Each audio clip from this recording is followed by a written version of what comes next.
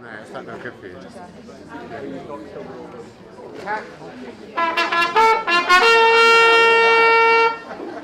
Well, looking at my own personal fanfare, how about that, eh? Is that good? She follows me absolutely everywhere now. I've got my own personal fanfare. She comes to the house. She comes to restaurants. It's a bit difficult more in airports because, of course, you know, that wakes people up. So nightclubs everywhere. I mean, you know, in nightclubs, I do ask her to tone it down, don't I? You know, I ask her to. We've got a bit echoing. Is it very echoey? No, that's okay. That's good. Okay.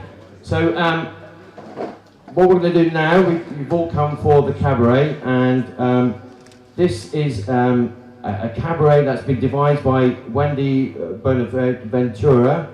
Excuse my pronunciation. Yeah, the book's over there. You can see what she's done, and this has grown out of her book called Dark Venus, which is about what Wendy calls the myth of femme fatale. Okay, are you interested? Does that sound good? Okay, so this is a... We got two more, have we? Oh my God, it's Tina Turner. I knew some big stars were coming in. Okay. As you can see the way I'm dressed, I come all the way from LA just to be here tonight. I think locally it's known as Long Ashton, is that right? Okay, back to this. So it's about the myth of femme fatale. Okay, the historical idea that women are naturally dangerous. Okay? Now there are some strange laugh out loud stories about ideas about women coming up. So hold on to your hats and get ready to show your feelings. And please give a big, big welcome everybody to Dark Venus.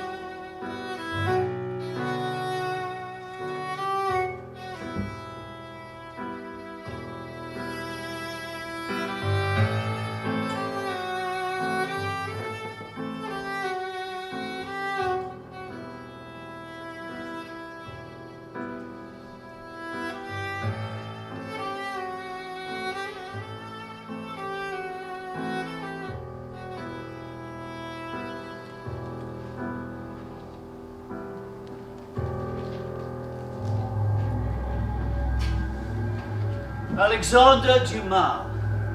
It is rare to see in a small boy the promise of a man, but in a little girl one can always see the threat of a woman.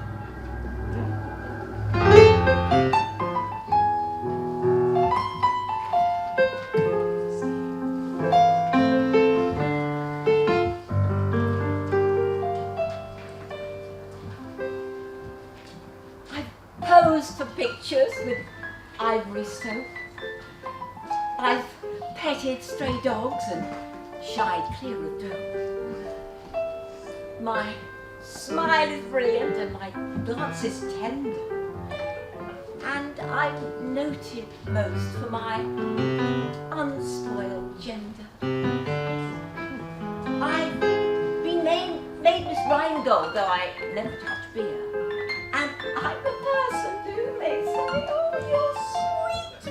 Yeah. The only etchings I've seen have been behind glass. And the closest I've come to a bar is a ballet class. Prim and proper, and the girl who's never been kissed. I'm tired of being pure and not chaste. Like something that seeks its level. I want to go to the devil.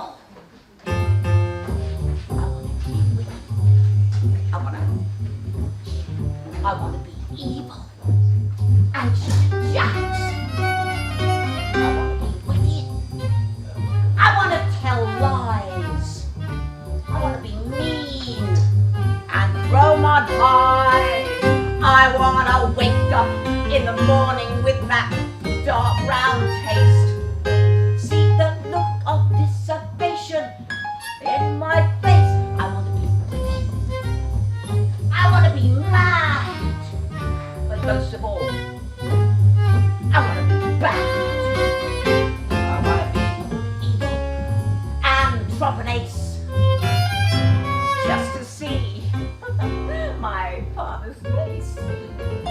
I want to be nasty. I want to be cruel. I want to be daring. I want to shoot pole. And in the theatre, want to change my seat just so I can step on everybody's feet. I want to be evil. I want to eat flies. I want to sing songs like the guy who cries. I want to be horrid. I want to drink good of whatever I want. I am eager to lose. I want to be evil. A little evil me. Just as mean and evil as I can be. Evil!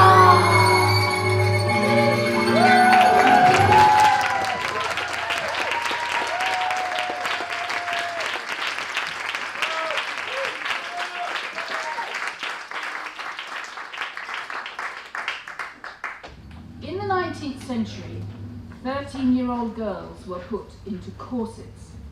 One of them wrote, "I ran round and round the nursery screaming. It was torture. It dug holes in my skin and I couldn't breathe. As soon as I could, I ran away and took it off. But my mother made me put it back on again."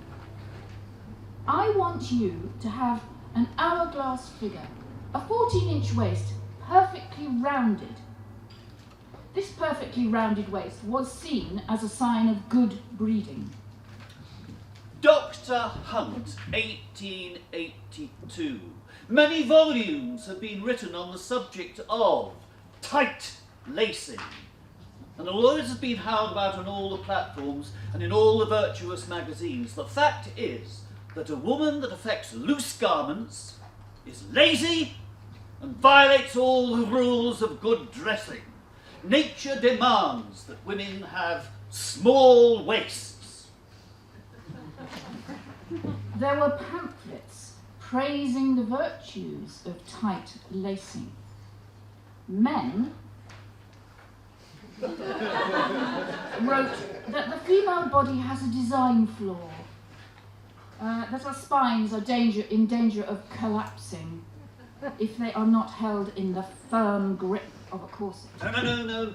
The misery and harm inflicted by the overuse of a corset is only a blind ignorance obedience to an instinct, which, if properly directed, is both graceful and natural. Tightness, like a firm grip of the corset, keeps a tight rein on the passions and on the wayward minds of women. Back then, there was a fashion for paintings of ill and dying women. Being naturally a little bit ill was seen as normal for women, a sign of beauty even.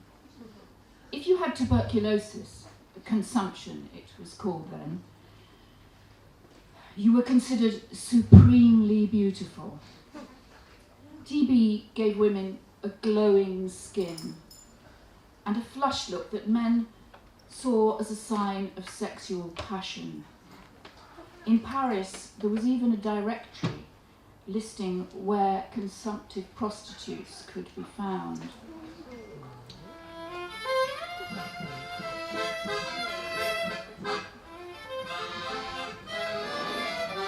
Paris, Babylon, city of dreadful night, capital of pleasure, where courtesans sailed forth, balcon aloft. These grandes horizontales lived in the Paris underworld. They were shunned by society, but the press was full of their exploits. They broke all the rules. It was said that they robbed men of their wealth and their morals. They were blamed for weakening men's willpower and their fighting spirits, and like Circe, turning them to swine. One of them was seen parading in the Bois de Boulogne, wearing a bright yellow dress with a green sash. She was spotted by a dress designer's wife who snapped, "I never saw anything so ridicule. She looks like an omelette au fine herbe." But as it turned out, that omelette dress set a fashion. And soon, everywhere in Paris, you saw women in yellow gowns trimmed with green. Courtesans liked to be paid in jewellery. One of the most famous of them was Blanche d'Antigny. She used to wear all her jewellery at the same time, which made her look rather like a jeweller's shop window. One day, the Goncourt brothers were passing her apartment when the door opened, and out she came, one mass of diamonds. She saw the brothers, winked at them, and disappeared down the street, and one brother turned to the other and said, "Who would be virtuous?"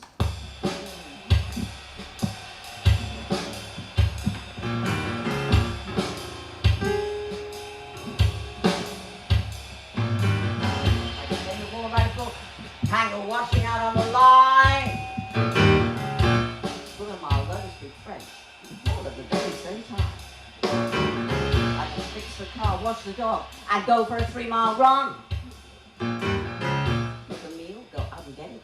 Be back before I'm done, 'cause I'm a woman. W-O-M-A-N. I'll say it again. I'm a woman, a W-O-M-A-N.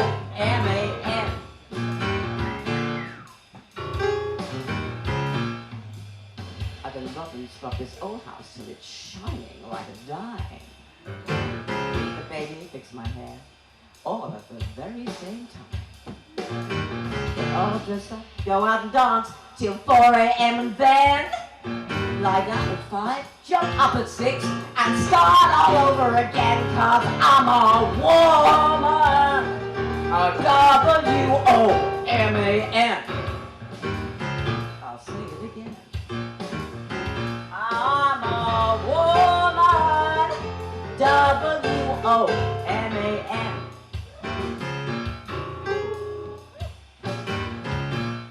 If you come to me sickly, you know I'm gonna make you well. If you come to me all hex up, you know I'm gonna break that spell. If you come to me hungry, you know I'm gonna fill you full of grits.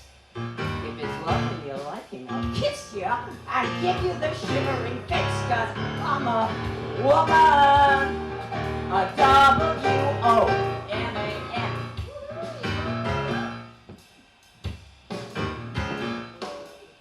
I got an old gold coin, says there ain't nothing I can't do.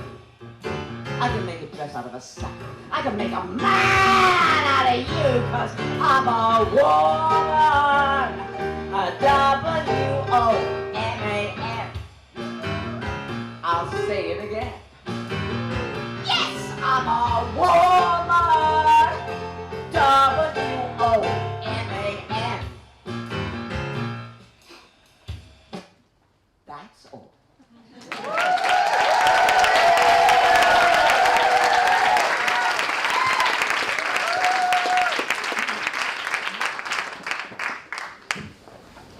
Oscar Wilde, Conversations with his friend Frank Harris.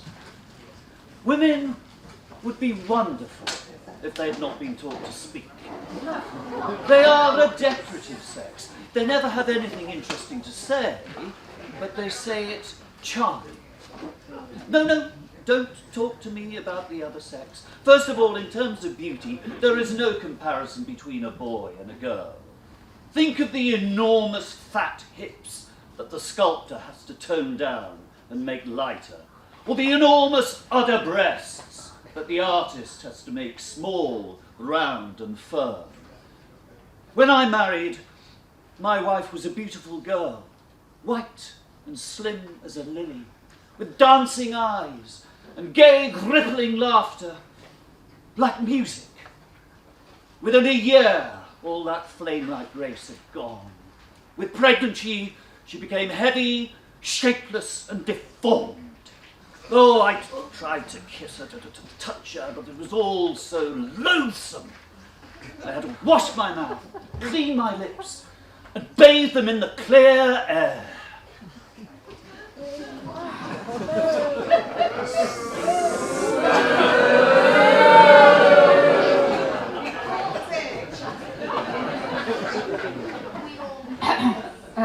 Doctors wrote that the female brain was ruled by the uterus.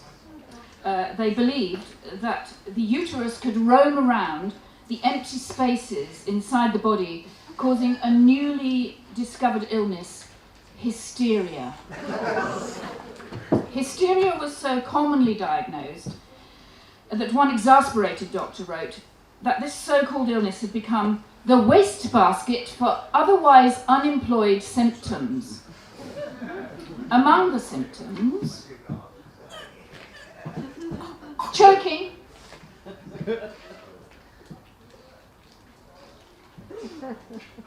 crying,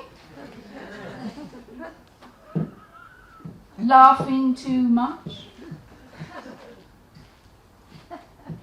vomiting.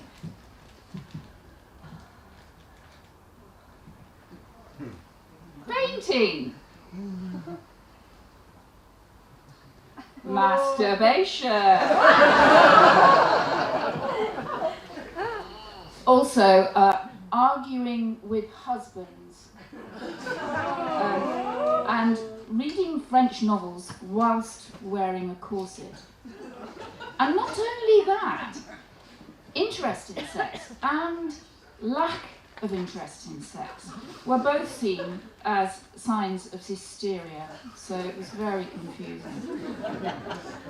Dr. William Acton, 1862. Excessive loss of sperm uses up a body's finite source of energy and destroys men's intellectual qualities. This accounts for why so many unmarried men are intellectuals.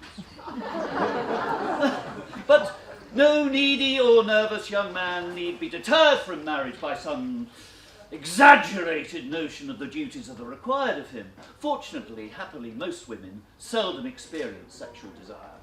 And those that do, those that indulge in the unnatural practice of masturbation, well, we can always deal with that, can't we? We can tie their hands behind their backs. The Prime Minister, Herbert Asquith, sometimes turned up at the Houses of Parliament so drunk that he could barely speak. He wasn't above pantsing on young girls at parties and peering down the fronts of their dresses. The suffragettes were horrified by his behaviour, and Lady Ottoline Morell did say he would take a lady's hand as she sat beside him upon the sofa and make her feel his erected member beneath his trousers.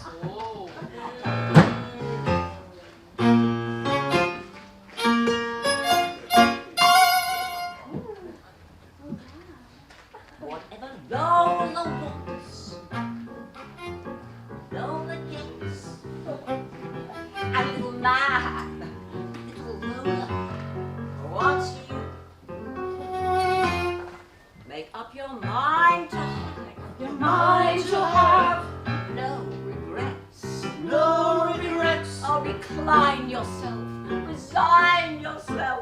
through. I always get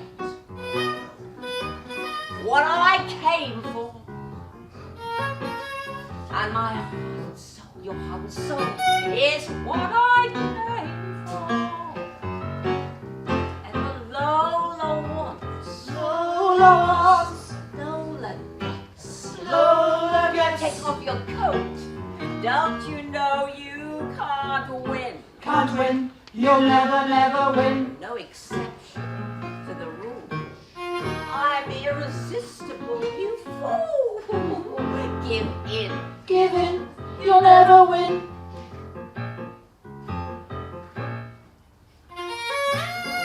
Whatever Lola wants, Lola gets.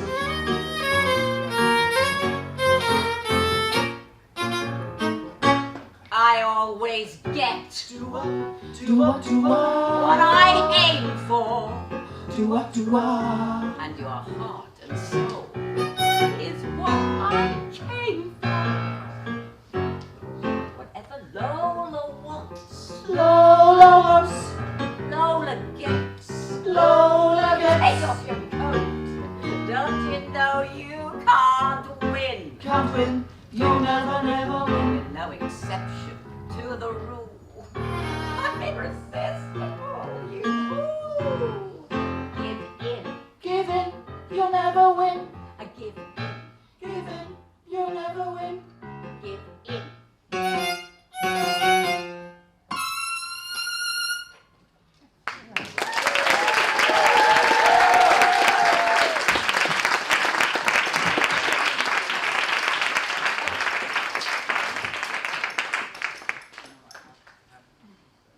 When MPs did finally get round to the idea of giving women the vote, the Prime Minister still held out against it. The Times, March the 13th, 1913, Sir Almoth writes, "We cannot give women the vote on account of their psychological instability. I urge all our readers to consider the serious and long-continuing mental disorders that develop with the approaching extinction of a woman's reproductive function." Clemmy Churchill, Winston's wife, she wrote to the Times saying, "The question seems no longer to be, ought women have the vote, but should not women be abolished altogether?" Filippo Marinetti, Manifesto of the Futurist Movement, 1909. We scorn woman, the ideal, the divine reservoir of amore, the woman poison, obsessing and fatal, whose voice heavy with destiny and whose dreaming tresses mingle with the forage of foliage dressed in moonshine. Women have become too earthy, or, to express it better, have become a symbol of the earth that we ought to abandon. Technology could replace a woman's reproductive powers. We dream of the day when men could, using the new technology at his disposal, create life mechanically, the fruit of pure will, a synthesis of all the laws that science is on the brink of discovering, and in so doing, eliminate the most profound aspect of female power, the role of mother. We glorify war, militarism, patriotism, the destructive gesture of freedom bringers, beautiful ideas worth dying for, the furious coitus of war, the gigantic vulva stirred by the friction of courage, the vulva that offers and expands itself through the terrific spasm of final victory! Yay! War declared! War with Germany! Get your papers here! Roll on, come on lads, I need 1,000,000 men, come on in this today. Oi, stop digging your blinking gardens and start digging the bloody trenches, come on God, I'll make a man of you. I will, every one of you.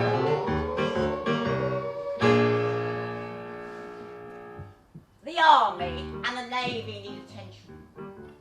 Well, the future isn't healthy, you'll admit. But I'm the perfect dream of a new recruiting scheme, which I really think is absolutely it. Well, if only other girls would do as I do, I think that we could manage it alone. For I turn all the suitors from me, but the sailor and the Tommy, an army and a navy of me own. On Sunday, I'll walk out with a soldier. On Monday, I'm taken by a tar. On Tuesday, I'm out with a baby, Boy Scout. On Wednesday, a hussar. On Thursday, I'm dinner with a Scotty. On Friday, the captain of a crew. But on Saturday, I'm winning. If you'll only take the shilling to make a man of any one of you. Yes, on Saturday I'm winning. If you'll only take the shilling to make a man of any one of you.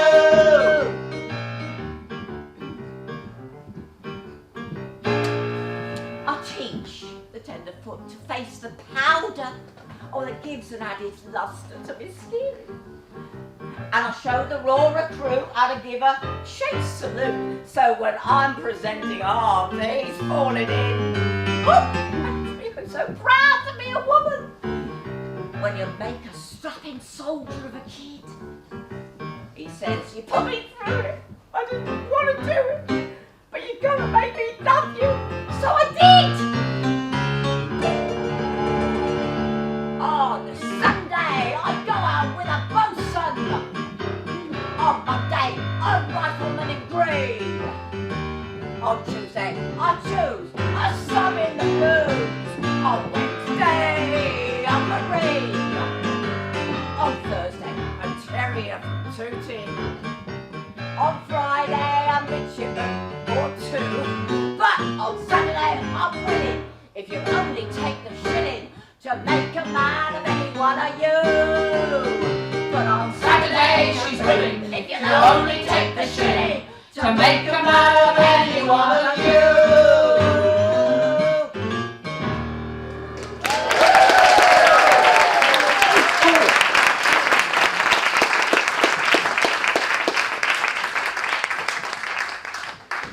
Richard Aldington, Death of a Hero, 1921.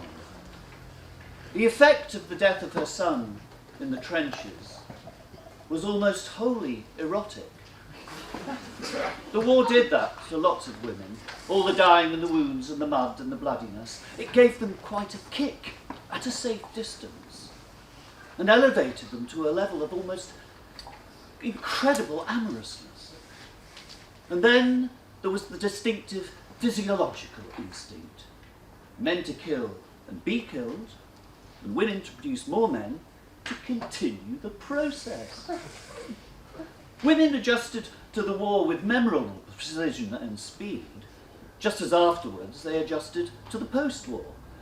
They both had that post-war female veiling the ancient predatory and possessive instincts of the female sex in a skillful smoke barrage of Havelock Ellis Freudian theories. In that eternity between 1914 and 1918, it must have seemed to women that men alone were mortal and women immortal. And how they comforted the troops.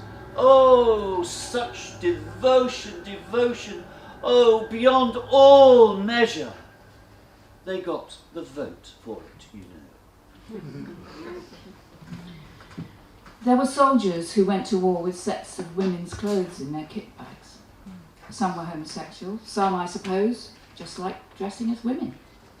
One of them told a reporter that when he was wearing women's clothes, he felt like a human being again, just for a moment. Others did it for a laugh, dressed in drag, to entertain each other in amateur shows at the front. Another soldier said he danced in drag one night with an officer who had no idea he was a man and was disgusted when he found out. D.H. Lawrence, Fantasia of the Unconscious, 1921. Every cell in a boy is male, every cell in a female is female and must remain so. Women cannot know or feel as a man does. A woman, when she speaks or writes, utters not one thing that a man has not taught her. Boys and girls should be kept separate. In mixing with one another and becoming familiar and becoming pals, they lose their male-female integrity. Women, for man, exist in the twilight, by the campfire, when the day is done. Evening and the night are hers. We may have the same verbal language, men and women, but whatever a man says, his meaning becomes something completely different when it passes through a woman's ears. The apparent mutual understanding and companionship between a man and a woman is an illusion and always breaks down in the end. Have you heard of the onagata? They're Japanese female impersonators, highly skilled entertainers and respected. Nakarumo Ganjaro III. The point of our art is to idealize women, to make women more elegant and more real than real women. The women of Japan lack dominant features and therefore cannot be onagata, which requires strong personality. If a woman was to appear as an onagata, she could only hope to realize the ideal female beauty, because after all she only has her own physical characteristics, and she could by no means satisfy the man-made ideal. But a man trained from childhood in the manners of the fair sex as an onagata knows a woman better than a woman knows herself. Arms and fingers should be held thus. Male characters, of course, have different arms and hands.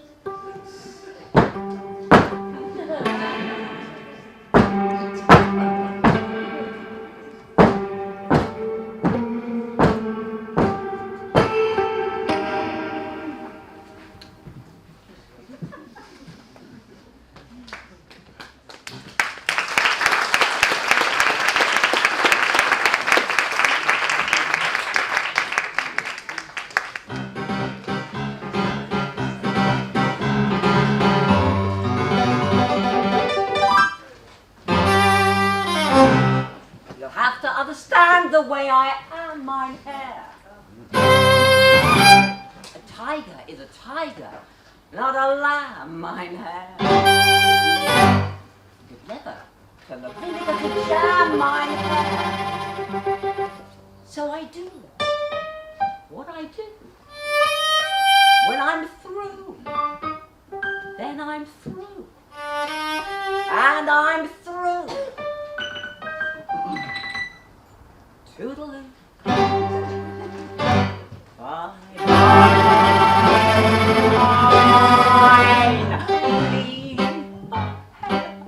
Farewell, my lieber. It was a fine affair. Now it's gone. And though I used to care, I need the open air. You're better off without me, mein Herr. Don't dab your eye, my hair. Oh, wonder why, my hair. I've always said that I was a rover. You mustn't knit me round. You should have known by now. You're better off without me, my hair.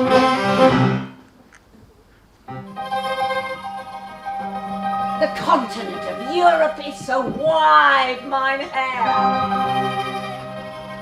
Not only up and down, but side to side, my hair. I couldn't couldn't even cross it if I tried mine hair. So I do what I do, inch by inch, step by step, mile by mile, man by man.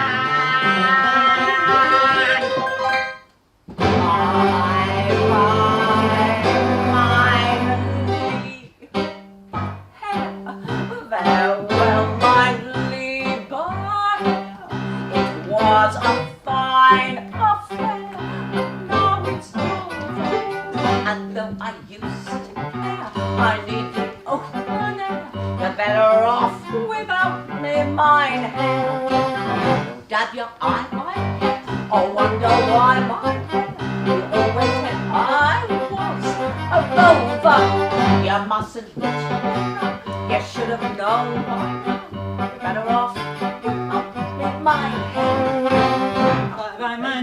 I'll feel the same, my hair, as far as they're good, my hair, on your by. Du kennst mich wohl, mein Herr, liebevoll, mein Herr, du sollst mich nie mehr sehen, mein Herr. Bye bye, mein lieber Herr, I'll feel the same, mein Herr, as far as they're good, mein Herr, on your by. Du kennst mich wohl, mein Herr, liebevoll, mein Herr, du kennst mich nie mehr sehen, mein Herr. My lieber Herr, farewell, my lieber Herr. It was a fine affair, but now it's over. And though I used to kiss, I really know what you're better off without me, my hair.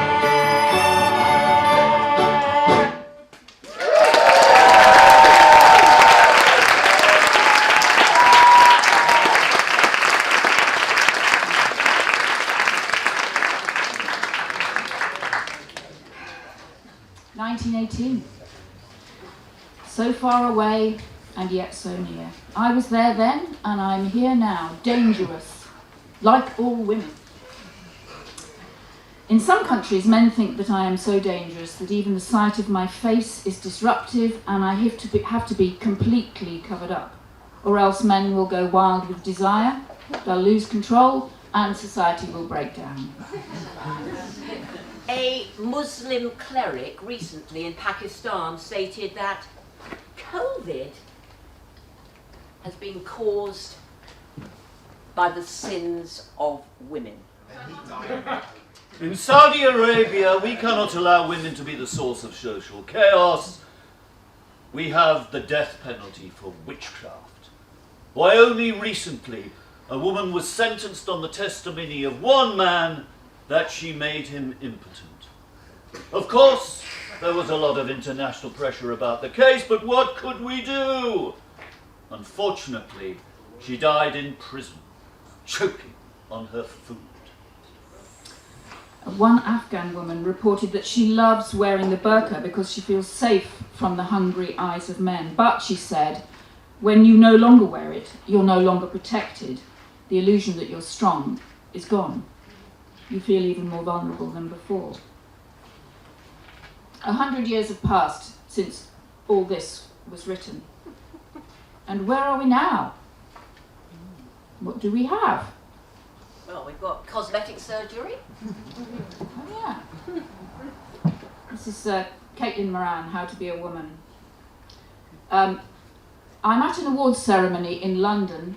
The women all look the same. Something indefinably but definitely wrong round the cheeks and jaws. Eyes pinned wide, open, as if they were in Harley Street and had just been given the final bill for it all. To be as privileged and as safe as they are, but to still go through such painful, expensive processes gives the impression of a room full of fear. Female fear. Not only do these women look like they've done something very extreme out of fear, but their husbands and partners and brothers and sons and male friends seem oddly oblivious of the whole thing. Something deeply ails these women, and something that the men have brushed off like bugs. The Times, April 2019. Businesswomen, female city brokers, even some female members of parliament are reported to be taking the male hormone testosterone. It gives you added energy, faster brain function, sharper concentration. It may even act as a female Viagra. It can also give you a deeper voice, facial hair, bigger muscles, and make you more aggressive.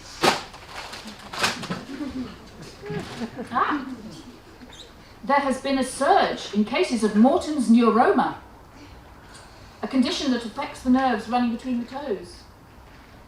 Experts are blaming the problem on excessively high-heeled shoes. Half my designs are controlled fantasy. 15% are utter madness. The pain has been described as walking on razor blades. More than half the sufferers undergo surgery, and this involves killing the nerve by cutting between the infected toes, or removing the nerve altogether, and that leaves the patient with no feeling at all in that foot, and that is mostly women.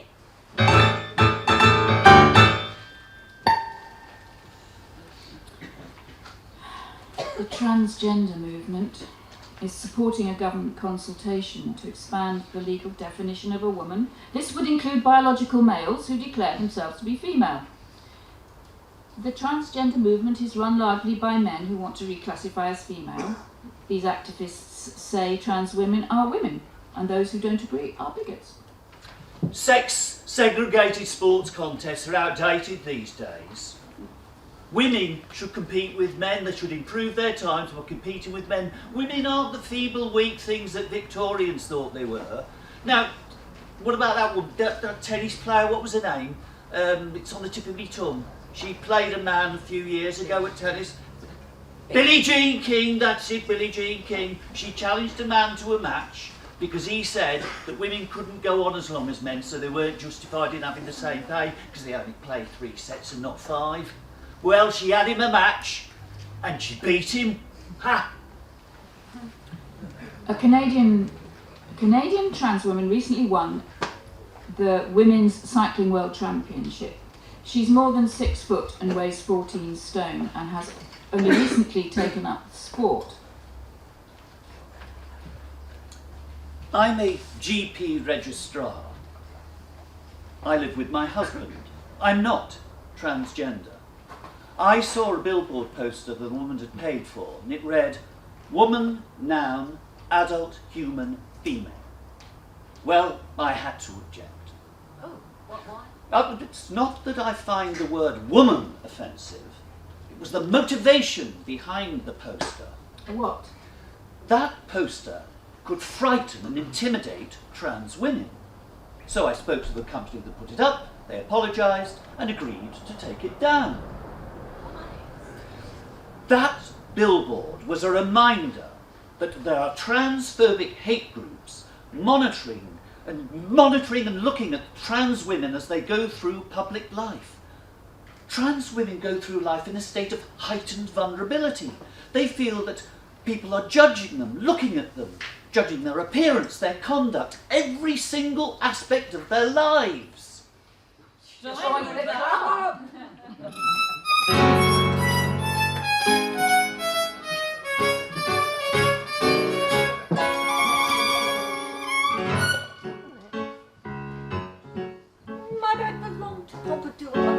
Lucy, I have bright pink hair. She dances well as Salome. She treats her Baptist just as fair. Madame Horace dress, the ring of Marie Antoinette, the fairest head of this corset, to a gala Trojan fete. She is the poison of the Borgias. She's a witch of Joan of Arc. She wears the stockings of Dubarry, bathes in coffins for a love. She is a vamp. She is a vamp, half woman, half beast. bites her men and sucks the bride. She bakes them in a pie. I am a femme. I am a femme. What else can I do? I'm not mild mannered like you. No one will know. Passion takes over. And all I want, I should really be tempted and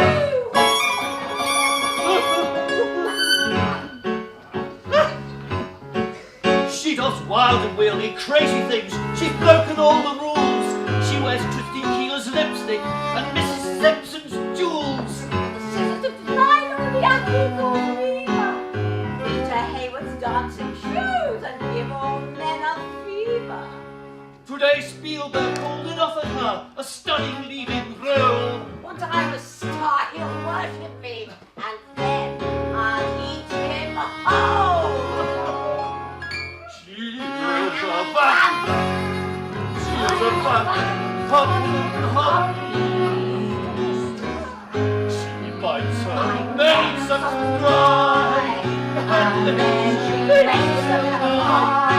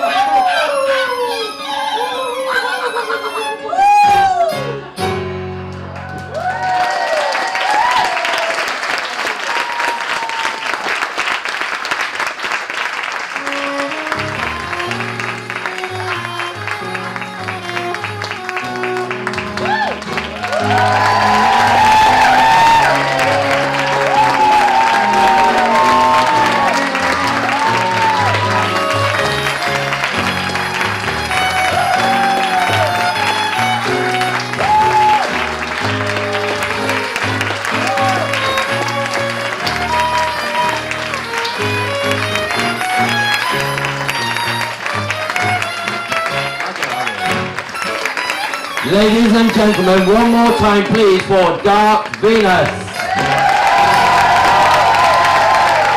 And the writer of the show, Wendy Buonaventura. Where is she? Stand up please, Wendy.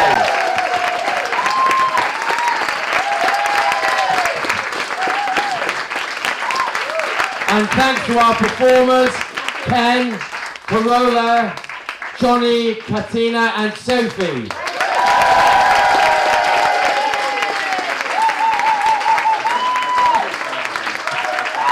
I think Wendy wants to say something to us now, so I'll pass you over to Wendy.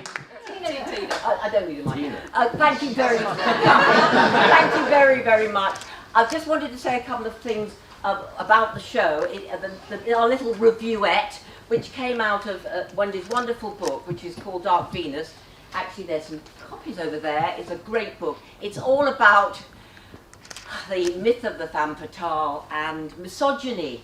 Dominic Raab, that is hatred and anger and violence against women.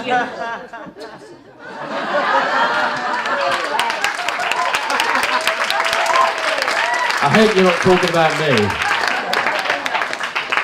So I just wanted to say that yes, it's a wonderful book, and what happened was Wendy has taken all sorts of excerpts from the book and then added various songs, so it's Wendy's creation. So thank you, Wendy. It's been wonderful. Thank you, Wendy.